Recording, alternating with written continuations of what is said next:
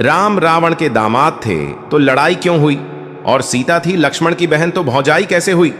प्रिय दर्शकों, आज मैं आपके सामने रामायण की एक ऐसी रहस्यमयी और रोचक पहेली लेकर आया हूं जो आपके मन में कई सवाल खड़े कर देगी।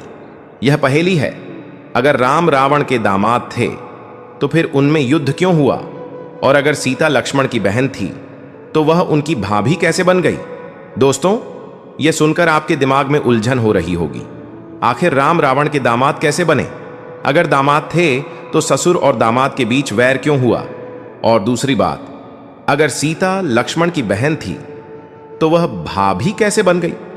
इस पहेली का रहस्य आज हम इस वीडियो में खोलेंगे। मैंने संतों, महात्माओं और विद्वानों से जो ज्ञान प्राप्त किया उसे मैं सरल और रोचक ढंग से आपके सामने प्रस्तुत करूंगा। लेकिन कथा शुरू करने से पहले आपको बता दूं कि रामायण में स्पष्ट रूप से कहा गया है कि कोई भी कथा अधूरी छोड़ना पाप के समान है। इसलिए इस कथा को अंत तक सुने, और अगर आप मेरी तरह श्री राम के सच्चे भक्त हैं तो कमेंट में जय श्री राम लिख दीजिए। तो चलिए, राम रावण के दामाद थे तो लड़ाई क्यों हुई? सीता थी लक्ष्मण की बहन तो भौजाई कैसे हुई? इस पहेली को हम एक ज्ञानवर्धक कथा के माध्यम से समझते हैं। प्रिय दर्शकों, प्राचीन काल की बात है। विमलपुर नामक एक गांव में सूरजदास नाम का एक किसान रहता था। वह किसान बड़ा ही निर्धन था। उसके परिवार को 2 वक्त की रोटी भी बड़ी मुश्किल से नसीब हो पाती थी। किसी तरह सूरजदास का परिवार गरीबी में अपना जीवन गुजार रहा था।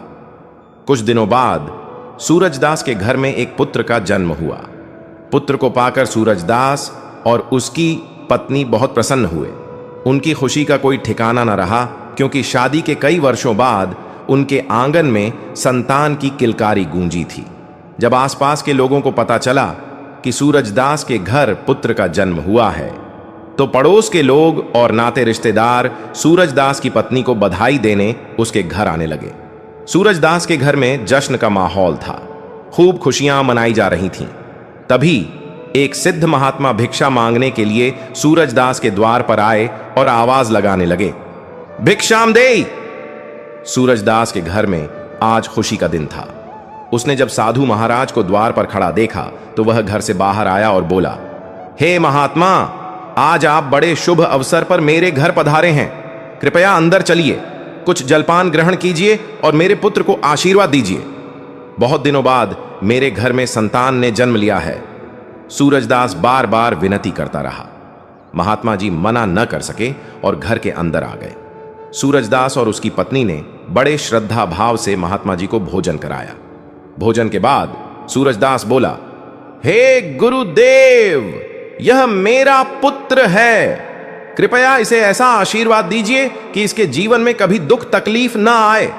जैसे ही साधु महाराज बच्चे को आशीर्वाद देने के लिए हाथ उठाते हैं, उनकी दृष्टि शिशु के हाथ पर पड़ती है। बच्चे के हाथ पर एक विशेष चिन्ह देखकर साधु महाराज कुछ सोचने लगते हैं। सूरजदास ने जब साधु को विचार मग्न देखा तो पूछा, हे प्रभु, क्या बात है? मेरे पुत्र को देखकर आप किस चिंता में पड़ गए? सब कुशल मंगल तो है ना? साधु महाराज बोले, बेटा, चिंता की कोई बात नहीं, सब कुशल मंगल है। तुम्हारा पुत्र बड़ा ही भाग्यशाली है। इसके हाथ का यह चिन्ह संकेत करता है कि इसके भाग्य में राजयोग लिखा है। यह 16 वर्ष की आयु में ही एक नगर का राजा बन जाएगा। यह सुनकर सूरजदास को विश्वास न हुआ। वह बोला, महाराज, यह कैसे संभव है? एक गरीब का पुत्र भला राजा कैसे बन सकता है? महात्मा जी समझाते हुए बोले, बेटा, ईश्वर की इस सृष्टि में सब कुछ संभव है। इस बालक ने पिछले जन्म में ऐसा पुण्य कर्म किया है जिसके फलस्वरूप इसे इस जन्म में राज्यपाट प्राप्त होगा।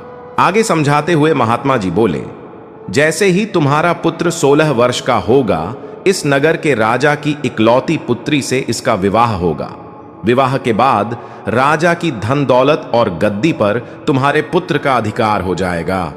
यह सब मैं ऐसे ही नहीं कह रहा, इस बच्चे की हथेली की रेखाएं यह बता रही हैं।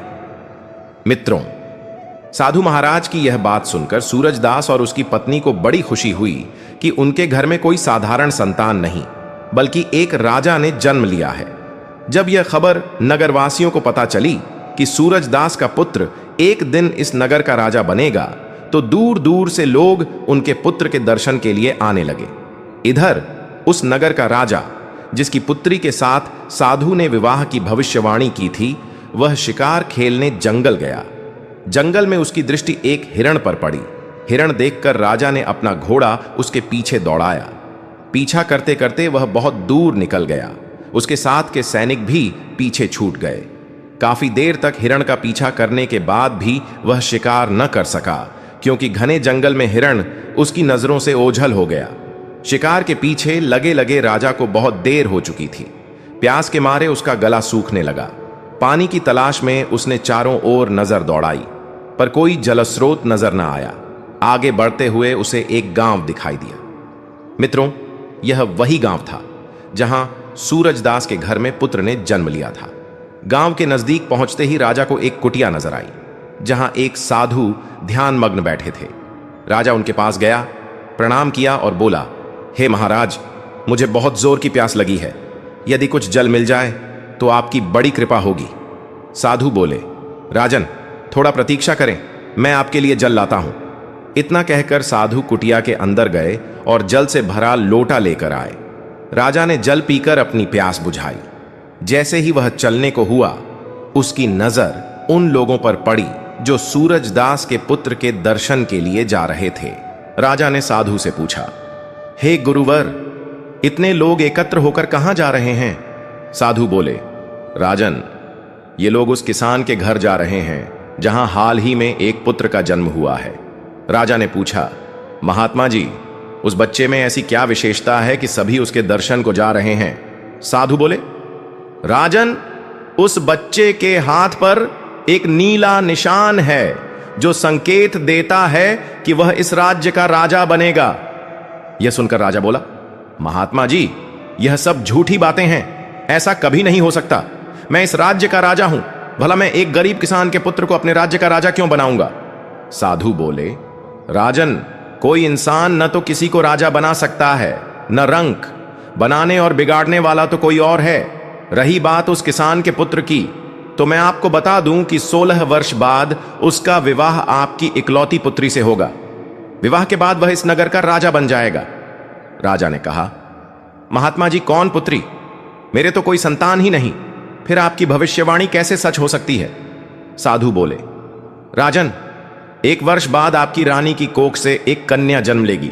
उसी कन्या के साथ इस किसान के पुत्र का विवाह होगा। यह सुनकर राजा खुश भी हुआ और दुखी भी। खुश इसलिए क्योंकि उसे संतान की प्राप्ति होने वाली थी।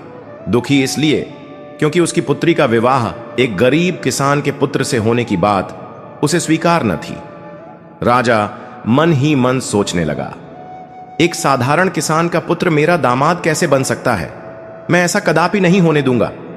राजा ने साधु से कहा, महात्मा जी, आपको क्या लगता है कि मैं अपनी पुत्री का विवाह एक साधारण किसान के पुत्र से कर दूंगा?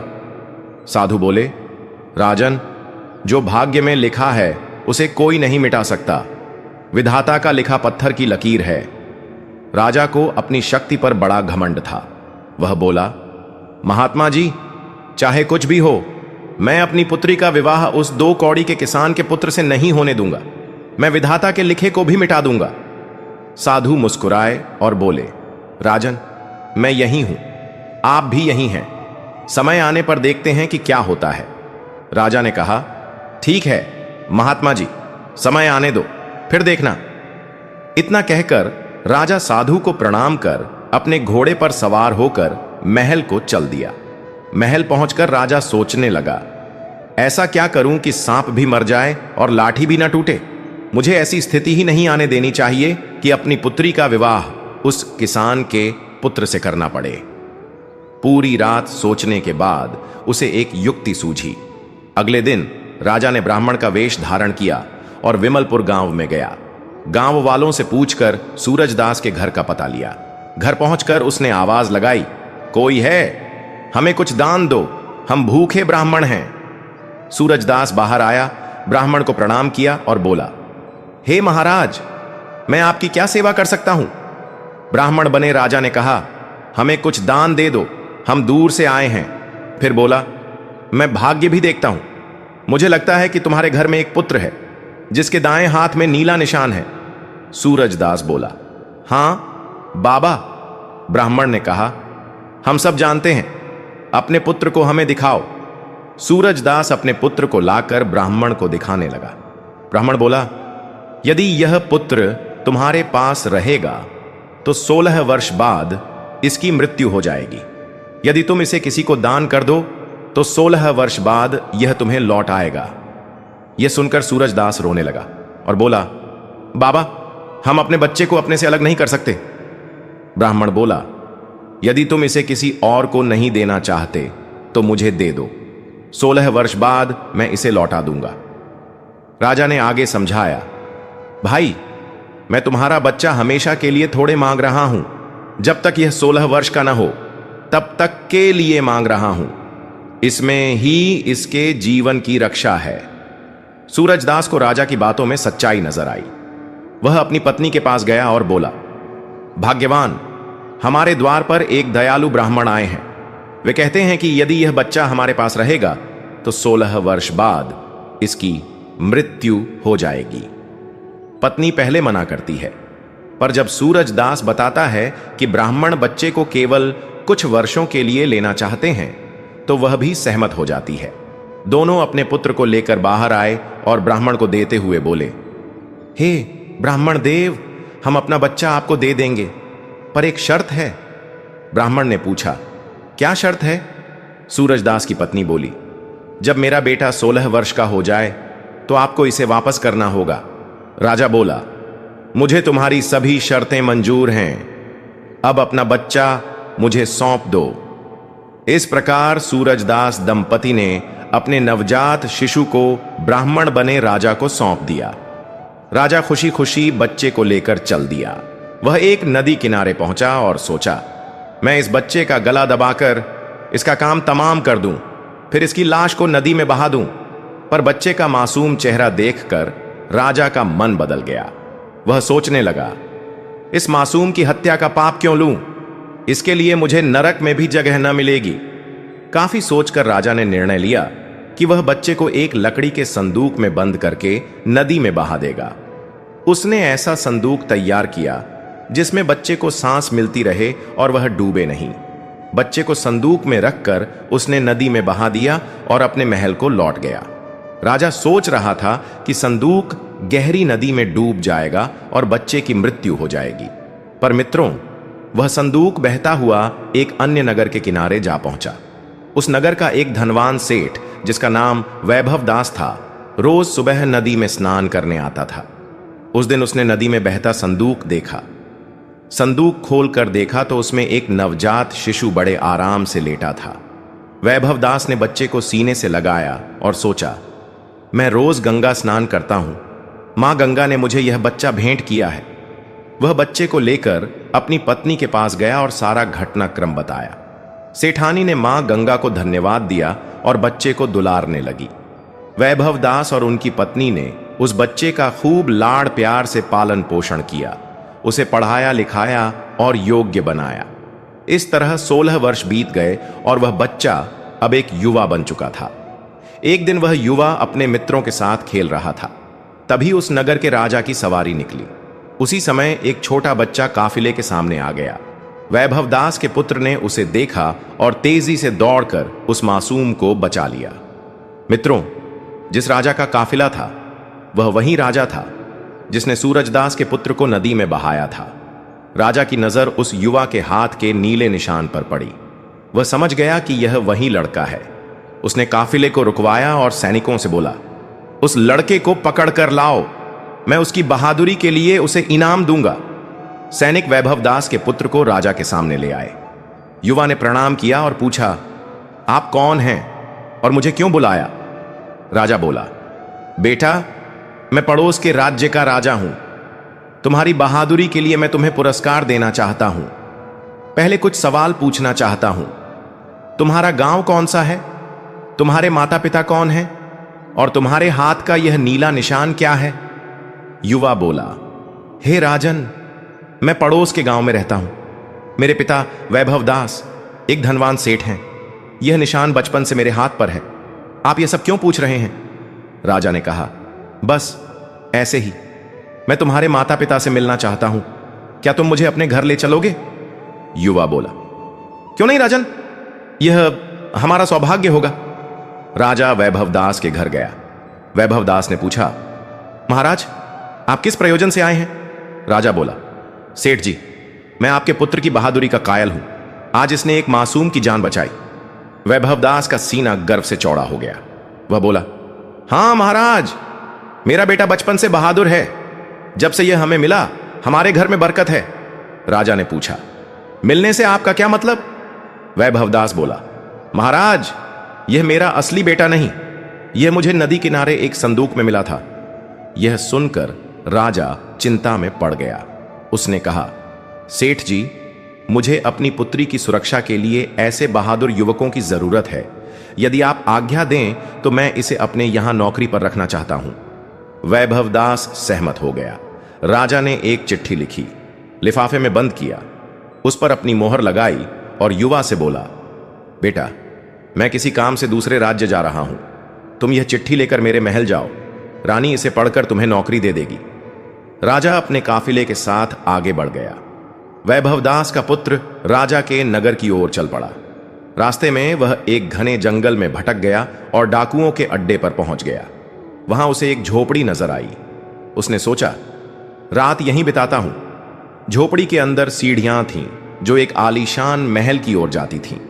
वहां एक बूढ़ी महिला खाना बना रही थी। उसकी नजर युवा पर पड़ी। वह बोली, बेटा, तुम कौन हो? बिना इजाजत यहां कैसे आए? युवा ने सारा घटनाक्रम बताया और बोला, मैया, मैं रास्ता भटक गया हूं। यदि आप मुझे एक रात ठहरने दें तो आपकी कृपा होगी। बूढ़ी महिला बोली, बेटा, यह डाकुओं का अड्डा है। यदि उन्हें पता चला तो वे तुम्हें जिंदा नहीं छोड़ेंगे। युवा बोला, मैया, रात हो चुकी है। जंगल में जंगली जानवर मुझे मार डालेंगे। कृपया मुझे रास्ता दिखाएं। महिला को दया आ गई और उसने रात गुजारने की अनुमति दे दी। कुछ देर बाद डाकू आए। उनकी नजर सोए हुए युवा पर पड़ी। उन्होंने पूछा, अम्मा, ये कौन है? महिला बोली, यह नेकदिल लड़का है।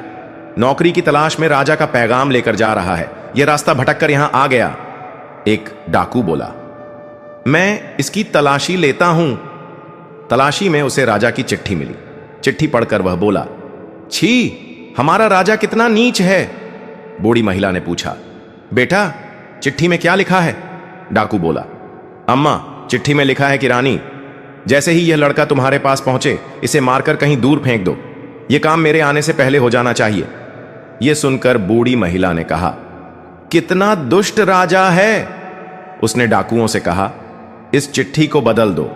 नई चिट्ठी में लिखो कि यह लड़का नेक और बुद्धिमान है। रानी, मेरे आने से पहले इसका विवाह राजकुमारी से करवा देना। डाकुओं ने नई चिट्ठी लिखी, लिफाफे में डाली और युवा की जेब में रख दी। सुबह बूढ़ी माता ने युवा को जगाया और बोली, बेटा, सुबह हो गई, अब तुम जा सकते हो। युवा ने प्रणाम किया और राजमहल की ओर चल पड़ा। महल में उसने रानी को चिट्ठी दी। रानी ने चिट्ठी पढ़ी, जिसमें लिखा था, यह लड़का नेक और बुद्धिमान है। मेरे आने से पहले इसका विवाह राजकुमारी से करवा दो। रानी ने सोचा, महाराज को इस लड़के में क्या खूबी दिखी? पर चिट्ठी पर राजा के हस्ताक्षर और मोहर देखकर उसने तुरंत पंडित बुलवाए और राजकुमारी का विवाह उस युवा से करवा दिया। कुछ दिनों बाद राजा अपने नगर लौटा। उसे लग रहा था कि रानी ने लड़के को मार दिया होगा, पर जब उसने अपनी गद्दी पर उस युवा को देखा तो वह स्तब्ध रह गया। उसे पता चला कि उसकी पुत्री का विवाह उसी लड़के से हो गया जिसकी भविष्यवाणी साधु ने की थी। क्रोध में आकर राजा ने रानी से पूछा, मैंने इस लड़के को मारने का आदेश दिया था, तुमने इसका विवाह राजकुमारी से क्यों कर दिया? रानी बोली, महाराज, मैंने वही किया जो चिट्ठी में लिखा था। राजा ने चिट्ठी पढ़ी और देखा कि उसमें कुछ और ही लिखा था। गुस्से में उसने सैनिकों से कहा, इस लड़के को पकड़ कर लाओ। सैनिक युवा को राजा के सामने ले आए। राजा ने गुस्से में कहा, तुमने मेरी पुत्री से विवाह करके धोखा दिया, तुम्हें मृत्युदंड मिलेगा। युवा बोला, महाराज, मैंने क्या धोखा दिया? आप बार बार किसान की बात क्यों कर रहे हैं? मैं तो वैभवदास सेठ का पुत्र हूं। राजा बोला, तुम मुझे बेवकूफ बनाना चाहते हो। आज तुम्हारा अंतिम दिन है। राजा ने तलवार उठाई। राजकुमारी सामने आकर बोली, पिताजी, इन्हें मारने से पहले मुझे मारना होगा। तभी एक सैनिक आया और बोला, महाराज, एक सिद्ध महात्मा आपसे मिलना चाहते हैं। राजा ने महात्मा को बुलवाया। महात्मा ने कहा, राजन, मैं वही हूं जिससे आप 16 वर्ष पहले मिले थे। मैंने कहा था कि आपकी पुत्री का विवाह इस किसान के पुत्र से होगा। राजा ने हाथ जोड़कर कहा, गुरुदेव, मुझे क्षमा करें। आप सच कहते थे। विधाता का लिखा कोई नहीं मिटा सकता। महात्मा बोले, राजन, भाग्य के सामने कोई नहीं टिक सकता। अब व्यर्थ की चिंता छोड़ो। इस युवा को अपना दामाद स्वीकार करो और अपना राजपाट उसे सौंप दो। इस प्रकार राजा ने अपना राजपाट सूरजदास के पुत्र को सौंप दिया। नगर में राजा की नेक दिली की चर्चा होने लगी। सूरजदास का पुत्र राजा बनकर सुखपूर्वक जीवन बिताने लगा। राजा ने भी अपने अहंकार का त्याग कर दिया। मित्रों, इस कहानी से हमें सीख मिलती है कि कुछ परिस्थितियां हमारे नियंत्रण में नहीं होती। वे समय के अनुसार पहले से तय होती हैं, जिन्हें हम चाहकर भी नहीं बदल सकते। प्रिय दर्शकों, कथा अभी समाप्त नहीं हुई है। अब हम जानेंगे, राम रावण के दामाद थे तो लड़ाई क्यों हुई? सीता थी। लक्ष्मण की बहन तो भौजाई कैसे हुई? सबसे पहले बात करते हैं पहेली के पहले हिस्से की। राम रावण के दामाद कैसे थे, और अगर दामाद थे तो उनमें युद्ध क्यों हुआ? दोस्तों, यह कहानी उस समय की है जब लंका में भयंकर अकाल पड़ा था। रावण, जो एक महान विद्वान, ज्योतिषी और शक्तिशाली राजा था, ने अपनी प्रजा की समृद्धि के लिए संतों और ऋषियों से कर, टैक्स वसूलना शुरू कर दिया। लेकिन जैसा कि हम जानते हैं, संतों के पास सांसारिक धन दौलत नहीं होती। उनके पास केवल सादगी, आध्यात्मिक शक्ति और उनके पास कमंडल, वस्त्र या कुछ साधारण चीजें होती हैं। जब संत कर नहीं दे पाए तो रावण, जो अपनी शक्ति और अहंकार के लिए भी जाना जाता था, ने उन पर अत्याचार शुरू कर दिया। उसने संतों से रक्त निकालना शुरू किया और उसे एक घड़े में इकट्ठा करने लगा। एक दिन रावण एक संत की कुटिया में पहुंचा। उस समय संत वहां मौजूद नहीं थे, क्योंकि वे तपस्या या भ्रमण के लिए कहीं गए थे। रावण ने कुटिया में झांका और देखा कि वहां एक घड़ा रखा है जिसमें थोड़ा सा दूध था। उसने उस घड़े में संतों का रक्त मिला दिया और उसे लेकर अपने महल लौट आया। अपनी पत्नी मंदोदरी को वह घड़ा सौंपते हुए उसने कहा, प्रिय, इस घड़े को संभाल कर रखो। इसमें एक विषैला पदार्थ है। इसे कोई ना खोले और कहीं सुरक्षित छिपा दो। मंदोदरी, जो एक पतिव्रता और समझदार नारी थी, ने उस घड़े को एक गुप्त स्थान पर छिपा दिया। अब दोस्तों, रावण की एक आदत थी कि वह अक्सर वन विहार के लिए जाता था। वह अप्सराओं और अन्य स्त्रियों के साथ समय बिताता, जो मंदोदरी को बिल्कुल पसंद नहीं था। एक पतिव्रता स्त्री के लिए यह बात असहनीय थी। वह सोचती थी कि एक पत्नी हर कष्ट सह सकती है, चाहे घर में धन न हो, वह मेहनत करके परिवार चलाएगी, दूसरों के घर काम कर लेगी। लेकिन अपने पति का पराई स्त्री के साथ समय बिताना वह कभी बर्दाश्त नहीं कर सकती। मंदोदरी के मन में गुस्सा और दुख बढ़ता गया। एक दिन उसने फैसला किया कि वह उस घड़े में रखे विषैले पदार्थ को पीकर आत्महत्या कर लेगी। उसने सोचा, जब मैं ही नहीं रहूंगी तो यह दुख भी खत्म हो जाएगा। मंदोदरी ने घड़े से थोड़ा सा रक्त मिश्रित दूध निकाला और उसे पी लिया। लेकिन वह मरी नहीं, इसके बजाय वह गर्भवती हो गई। यह जानकर मंदोदरी बहुत परेशान हुई। वह एक सती नारी थी और यह गर्भ उसके पति रावण का नहीं था। उसे समझ नहीं आया कि यह कैसे हुआ। डर और शर्मिंदगी के कारण उसने रावण को कुछ नहीं बताया। उसने सोचा कि इस गर्भ को जल्द से जल्द खत्म करना होगा, वरना अगर रावण को पता चला तो अनर्थ हो जाएगा। मंदोदरी ने एक योजना बनाई। उसने रावण से कहा, स्वामी, मैंने सुना है कि आपकी गर्जना इतनी शक्तिशाली है कि उससे गर्भवती स्त्रियों का गर्भ गिर जाता है। मैं यह चमत्कार देखना चाहती हूं। रावण को अपनी शक्ति पर गर्व था और उसने मंदोदरी की बात मान ली। उसने अपनी भयंकर गर्जना की, जिससे मंदोदरी का गर्भ गिर गया। मंदोदरी ने उस गर्भ को उसी घड़े में बंद कर दिया और उसे फिर से छिपा दिया। कुछ समय बाद लंका में एक आकाशवाणी हुई। आकाशवाणी ने कहा, रावण, तुम्हारे घर में रखा यह घड़ा तुम्हारी प्रजा के लिए भयंकर अकाल और विनाश लाएगा। इसे तुरंत कहीं और ले जाओ। रावण घबरा गया।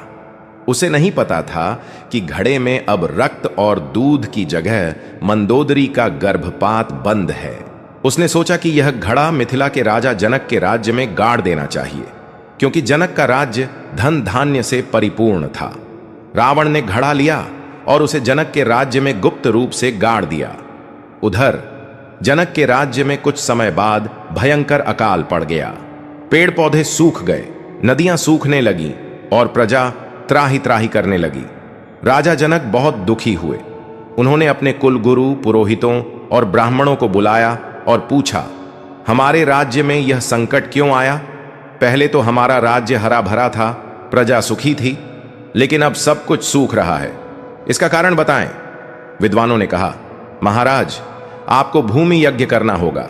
आपको और रानी सुनैना को स्वयं हल चलाकर भूमि जोतनी होगी और उसी पर यज्ञ करना होगा। जनक और सुनैना ने वैसा ही किया। वे हल लेकर खेत में गए और भूमि जोतने लगे।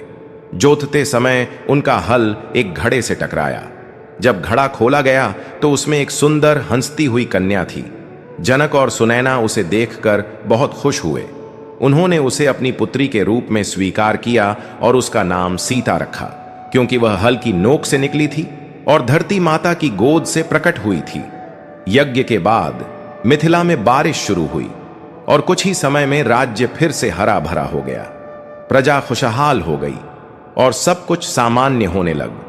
अब पहेली का पहला हिस्सा समझिए। चूंकि सीता मंदोदरी के गर्भ से थी और मंदोदरी रावण की पत्नी थी, इसलिए सीता रावण की पुत्री थी। राम ने जब सीता से विवाह किया तो वे रावण के दामाद बन गए।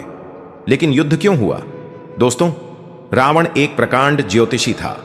जब वह सीता के स्वयंवर में गया तो उसने सीता की हस्तरेखा देखी। हस्तरेखा देखकर वह समझ गया कि सीता का पति उसका काल बनेगा। उसे पता था कि सीता का विवाह अयोध्या के राजकुमार राम से होगा और राम ही उसका वध करेंगे। इस डर से रावण ने सीता का हरण किया। उसने सोचा कि अगर वह सीता को राम से दूर रखेगा तो उसका वध नहीं होगा। लेकिन नियति को कौन टाल सकता है? राम ने लंका पर चढ़ाई की और अंत में रावण का वध कर दिया। इस तरह पहेली का पहला हिस्सा सुलझता है। राम रावण के दामाद थे, लेकिन रावण के अहंकार और सीता के हरण के कारण युद्ध हुआ। अब आते हैं पहेली के दूसरे हिस्से पर। सीता लक्ष्मण की बहन कैसे थी और फिर भाभी कैसे बन गई? दोस्तों, यह कहानी भगवान परशुराम और शेषनाग से जुड़ी है। परशुराम, जो भगवान विष्णु के अवतार थे, ने भगवान शिव से शिक्षा प्राप्त की थी। वे अपने गुरु शिव को गुरु दक्षिणा देना चाहते थे। कई बार उन्होंने शिव से कहा, गुरुदेव, आप जो मांगेंगे मैं वही दूंगा। लेकिन शिव ने कहा, समय आने पर मैं मांग लूंगा। परशुराम को अपनी शक्ति और विद्या पर अभिमान हो गया और वे बार बार कहते, गुरुदेव, बताइए आप क्या चाहते हैं, मैं सब कुछ दे सकता हूं। शिव ने उनकी परीक्षा लेने का फैसला किया। उन्होंने कहा, परशुराम, अगर तुम गुरु दक्षिणा देना ही चाहते हो तो मुझे शेषनाग की मणि ला कर दो। शेषनाग, जिनके फन पर पृथ्वी टिकी है, यह सुनकर डर गए। पृथ्वी माता भी घबरा गई, क्योंकि अगर शेषनाग की मणि निकाल ली गई तो पृथ्वी का संतुलन बिगड़ जाता। पृथ्वी और शेषनाग ने एक योजना बनाई। पृथ्वी ने एक बूढ़ी मां का रूप लिया और शेषनाग एक छोटे बच्चे के रूप में प्रकट हुए। जब परशुराम शेषनाग की मणि लेने जा रहे थे तो रास्ते में उन्हें यह बूढ़ी मां और रोता हुआ बच्चा मिला। परशुराम ने पूछा, माता, यह बच्चा क्यों रो रहा है? पृथ्वी ने जवाब दिया, हमारे पास रहने की जगह नहीं है, इसीलिए यह परेशान है। परशुराम को दया आ गई और उन्होंने कहा, मेरी कुटिया में तुम और तुम्हारा बच्चा रह सकते हो। पृथ्वी ने कहा, मेरा बच्चा बहुत शरारती है, वह आपकी चीजें तोड़ सकता है। अगर ऐसा हुआ तो आप उसे मार डालेंगे। परशुराम ने वचन दिया, मैं तुम्हारे बच्चे को कुछ नहीं कहूंगा, चाहे वह कुछ भी तोड़े। पृथ्वी और शेषनाग बच्चे के रूप में परशुराम की कुटिया में रहने लगे। उधर देवर्षि नारद ने परशुराम को बताया, शेषनाग की मणि इतनी आसानी से नहीं मिलेगी। पहले तुम्हें 10 दिशाओं के राजाओं को हराना होगा, उनके धनुष और अस्त्र शस्त्र इकट्ठा करो, तब तुम्हें मणि मिल सकती है। परशुराम ने ऐसा ही किया। वे 10 दिशाओं के राजाओं से युद्ध करते और उनके धनुष और अस्त्र लाकर अपनी कुटिया में रखते। लेकिन शेषनाग, जो बच्चे के रूप में थे, उन धनुषों और अस्त्रों को तोड़ देते। परशुराम को गुस्सा तो बहुत आता, लेकिन अपने वचन के कारण वे कुछ न कहते। कहते हैं, परशुराम ने 21 बार क्षत्रियों का संहार किया, लेकिन शेषनाग की मणि उन्हें नहीं मिली। यही शेषनाग बाद में लक्ष्मण के रूप में अवतरित हुए। अब दूसरी पहेली का जवाब समझिए। पृथ्वी माता ने शेषनाग को अपना पुत्र बताया था और सीता भी धरती से ही प्रकट हुई थी। इस तरह पृथ्वी की पुत्री के रूप में सीता और पुत्र के रूप में शेषनाग, लक्ष्मण भाई बहन माने गए। लेकिन जब राम ने सीता से विवाह किया तो रिश्ते में सीता लक्ष्मण की भाभी बन गई। इस तरह सीता लक्ष्मण की बहन थी पृथ्वी की पुत्री के नाते, और भाभी भी थी राम की पत्नी के नाते। तो दोस्तों, इस पहेली का यही अर्थ है जो मैंने संतों, महात्माओं और गुरुओं से सीखा। राम रावण के दामाद थे क्योंकि सीता रावण की पुत्री थी, लेकिन रावण के अहंकार और सीता के हरण के कारण युद्ध हुआ। सीता लक्ष्मण की बहन थी क्योंकि दोनों पृथ्वी माता की संतान थे, और राम के साथ विवाह के बाद सीता उनकी भाभी बन गई। यह कहानी हमें यह सिखाती है कि नियति को कोई नहीं बदल सकता और अहंकार मनुष्य को विनाश की ओर ले जाता है। अगर आपके पास इस पहेली का कोई और अर्थ है तो कृपया कमेंट बॉक्स में जरूर बताएं। प्रिय दर्शकों, कथा को यही विराम देते हैं। अगर आप भी मेरी तरह भगवान श्री राम के सच्चे भक्त हैं तो कमेंट बॉक्स में जय श्री राम जरूर लिखें, वीडियो को लाइक करें